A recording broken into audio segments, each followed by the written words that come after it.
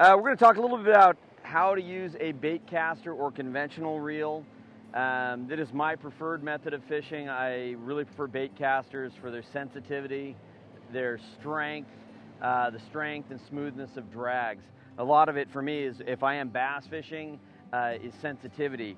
As opposed to a spinning reel where the reel's on the bottom and the line's going off below your hand, with a conventional reel or a baitcaster, I can palm this reel and have the line going out over my finger. So as I'm retrieving the line, every little twitch that goes down through that line, through the rod, I feel right here.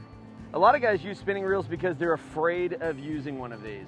They're afraid of the proverbial bird's nest, backlash, rat's nest, whatever you want to call it. These do take a little bit of skill, and that skill is quite simple. It just comes with practice. You do need to practice this. One of the best ways to practice, if you don't have a beautiful salty pond like this by your house, is go out to the park near your house. Bring a spray bottle of water. It's very important to bring a spray bottle of water and spray down the line in the reel before every cast.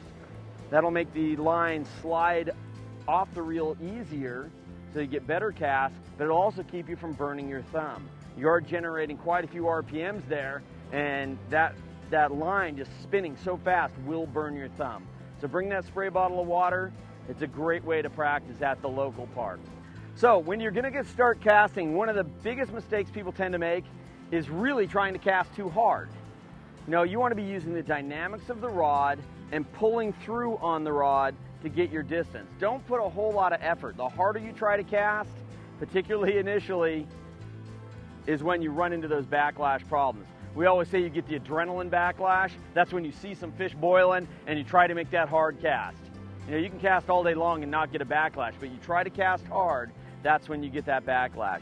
So what we want to do is to help you to prevent from getting those backlashes. There's a couple little tips that really help. I watch a lot of people cast from here to here. Well, you want to work with gravity, and this way you're not. If you go in this position, your line, the spool is spinning this way, the line is also going that way, so it wants to suck back down into the reel. So you're more apt to get a backlash. So instead of going here, if you start with the reel in this position and just rotate it over, the reel's now on the bottom and the line is flowing with gravity. So it's much less likely to get sucked down into the reel. So it's just nice and easy. It's a nice, easy cast in that position.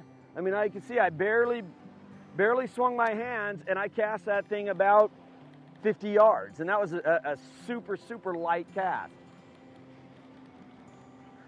So again, it's just, if I'm beach fishing or if I'm boat fishing, my jig is usually in this position here. And just by pulling it through, I generate a lot of speed. Just boom. I can generate a lot of lure speed. So I don't really have to put a lot of effort. Just nice and easy. And again, 50-yard cast without even trying.